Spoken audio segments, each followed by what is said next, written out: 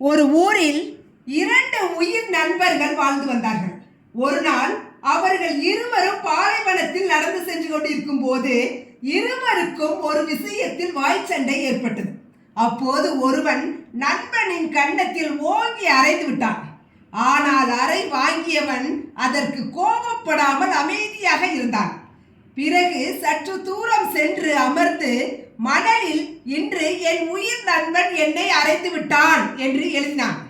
ஆனால் அது மற்றவனுக்கு ஒன்றுமே புரியவில்லை. சற்று தூரம் மறுபடியும் இருவரும் நடந்து சென்றார்கள். அப்போது அவர்களுக்கு தண்ணீர் தாகம் எடுத்தது. தூரத்தில் ஒரு தண்ணீர் ஊற்று இருப்பதை இருவருமே பார்க்கிறார்கள். நடந்ததை மறந்து அவர்கள் இருவரும் தண்ணீரை பருகினர்.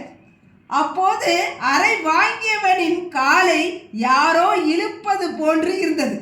பார்த்தால் அவன் புதைகுழிக்குள் சிக்கிக்கொண்டான். அதை கண்ட மற்றொருவன் என்ன செய்வதென்று தெரியாமல் கஷ்டப்பட்டு நீண்ட நேரத்திற்கு பின் அவனை மேலே தூக்கி விட்டான்.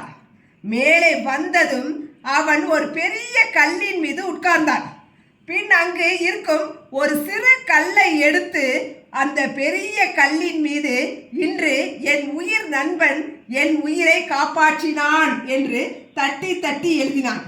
இதை பார்த்த காப்பாற்றிய நண்பனுக்கு ஒன்றுமே புரியாமல், உன்னை அறைந்த போது மணலில் எழுதினாய், இப்போது உன்னை காப்பாற்றிய போது கல்லில் எழுதுகிறாய், இதற்கு என்ன அர்த்தம், ஒன்றும் புரியவில்லை என்று சொல்லி கேட்டான்.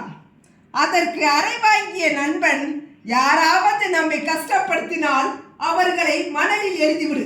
மன்னிப்பு எனும் காற்று அதை மனதில் இருந்து அழித்துவிடும். அதுவே நமக்கு யாராவது நல்லது செய்தால் அதை கல்லில் எழுதிவிடு.